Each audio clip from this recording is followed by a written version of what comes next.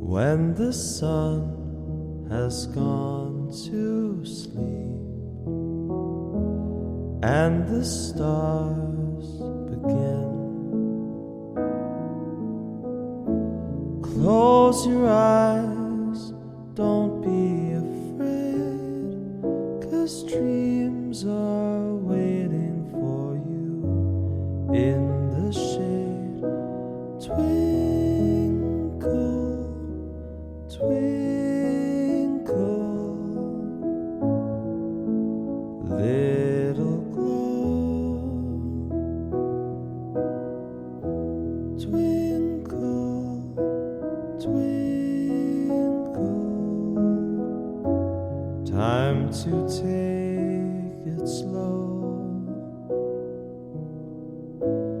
Up above the world, dreams are dancing, see them twirl. Twinkle soft and bright, gently through the night.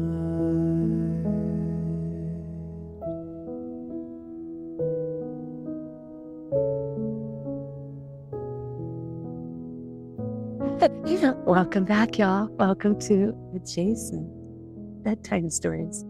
We call it, have you heard this one? Have you heard? I think some of you have heard the one I'm about to share today, but I don't know if Shelly's heard it. Okay.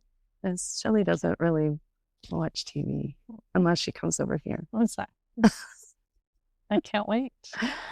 Okay, so get comfy, get your little blankies like we're doing. Okay. Get your nighttime tea, get your little gummies, melatonin. What is the? What do people take to sleep? Sleepy time tea? No, the melatonin. No, the real aggressive one that makes you buy weird stuff while you're sleeping. Oh gosh, let me ask Kat. These stories might be funnier. Sure. Might give you some weird nightmares. We'll find out. It's like that's our investigative reports. Yeah. How do you fall asleep? Okay, are y'all ready? This is don't look at my notes because I like to see you're like surprised. Yeah. All right.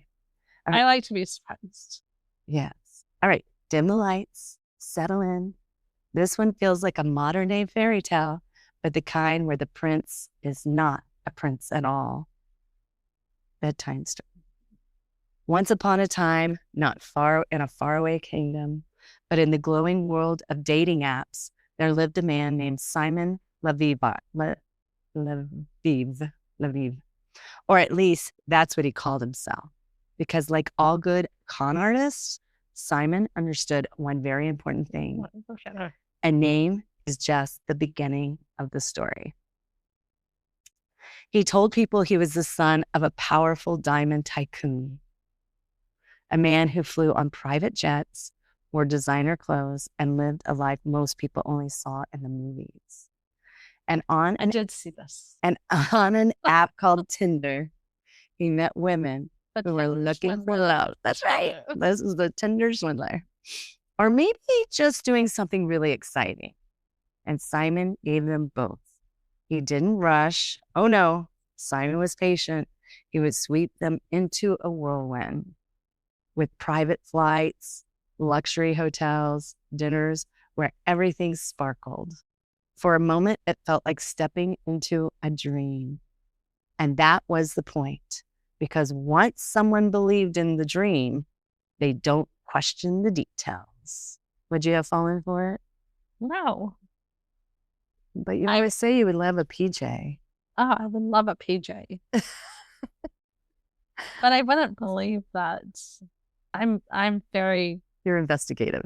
Yeah. Even, Adrian and I have been married for over 30 years. I'm still looking for the other shoe to drop. Oh, gosh. I think the shoe has dropped, but not in the marriage department. You stuck with us. Okay. Then just as quickly as the fantasy began, the danger would arrive.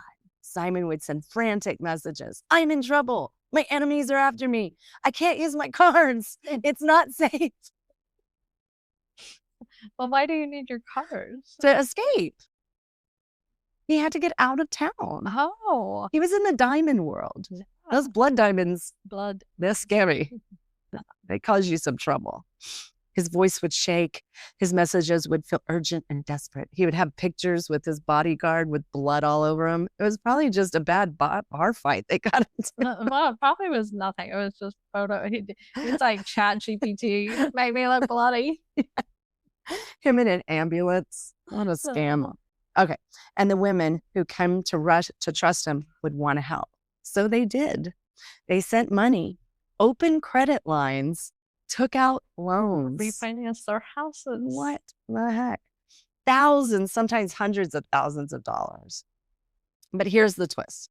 There were no enemies. There was no danger. There was only Simon telling the same story again and again to different women. He would send the same photos to each of them. Using money, the money that they sent to swindle the next woman.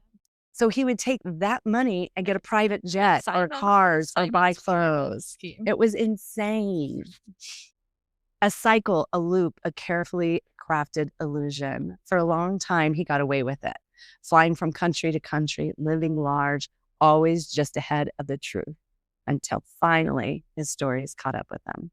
So he had some victims. He had Cecile Fajora. She was a Norwegian woman who gave him $250,000. Then there was Pernilla Sajholm, Swedish. She lent him money, but they did not give us the amount. I think it was in the tens of thousands, maybe $50,000. Yeah. He dated Cecile, and he told her they were going to live a life together. She was looking at apartments and all that. Pernilla, they just were friends. She actually went on some of the trips with him, not knowing that it was all a ruse. Journalists started asking questions. Victims started connecting the dots, and the world began to see the man behind the illusion. His story would eventually be told in the documentary, The Tinder Swindler. And just like that, the fantasy unraveled. So one victim he had was Eileen Charlotte. She was Dutch, and she turned the tables on him. She was smart. So when he got into a lot of trouble, because then he got arrested and started having a lot of problems, she said, send me your clothes and send me your designer watches, your shoes, and I'll sell them for you and I'll give you the money back. But she kept them up. What a smart. She swindled the swindler. She swindled the swindler. So Simon, he was arrested, but at the ending wasn't quite what you expect. He didn't disappear forever, because where he was arrested, the sentences in prison are very short. He didn't vanish into legend. In many ways, he stepped right back into the spotlight, because even when the truth is revealed, some con artists don't stop performing. The women came together and they went to a Norwegian magazine and exposed him for who he was. And that's the strange thing about the story like this. It's not about the money. It's not just about it. There's some beliefs in how badly we sometimes just want things to be real, even if it's all a fantasy.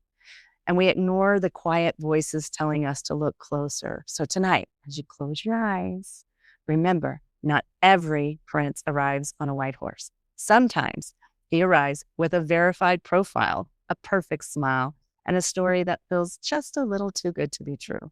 Sleep tight and maybe keep your credit cards close. Yeah, I think if you're dating right now, there has to be a cap on how much you're willing to give somebody. One of our friends, somebody was like, I'm in the hospital, blah, blah, blah. And they took the worst picture. They didn't take a picture of themselves in the hospital.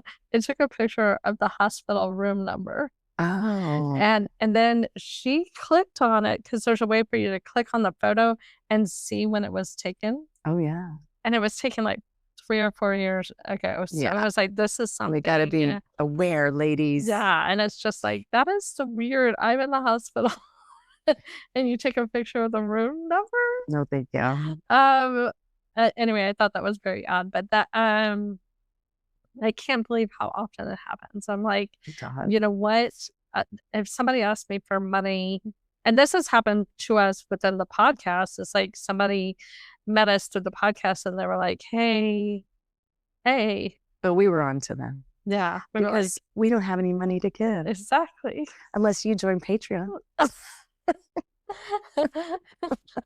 Anyway, sleep tight, our friends. We love you. We hope that you have great dreams and don't get swindled. Don't get swindled. All right. Texas. Y'all can call us if you think you're being swindled and we'll tell you. We'll tell you. We'll do the deep dive now.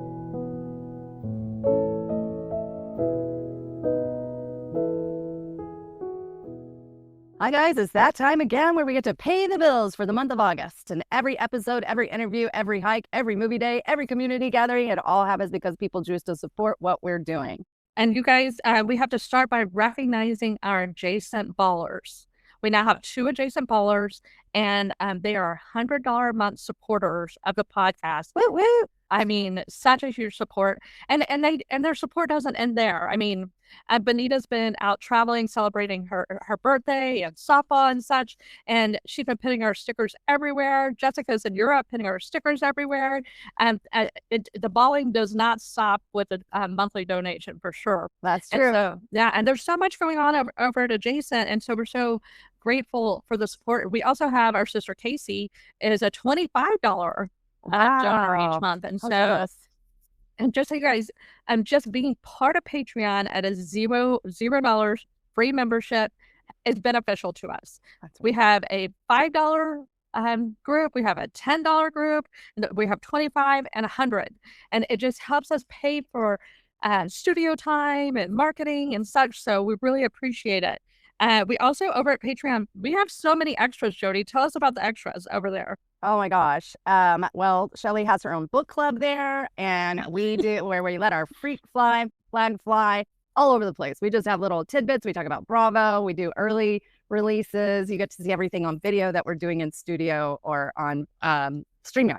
Yes, there's a lot going on there, and we keep adding more and more every week. So yes, it is. I kind of see it as a variety show. Yeah, it's a one-stop shop for sure. It's a one-stop shop after the yeehaw, deny until they die.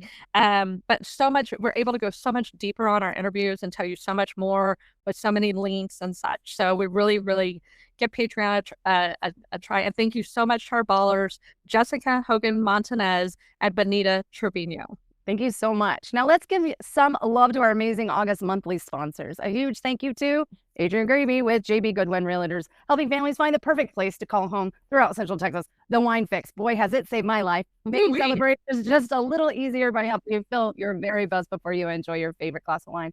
And of course, Cornucopia Popcorn, bringing handcrafted gourmet popcorn that's perfect for movie nights, gifts, parties, and honestly, just because.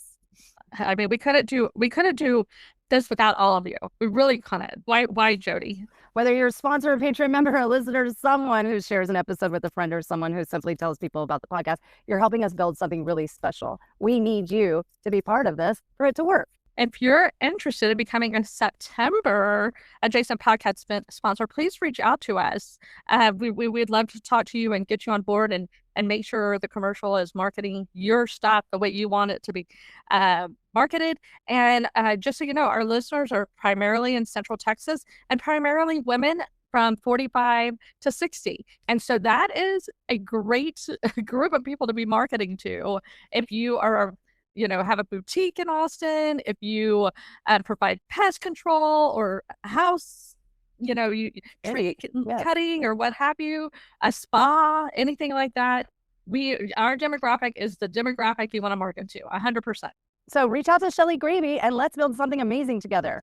Now let's pay the bills and Texas. Yeehaw.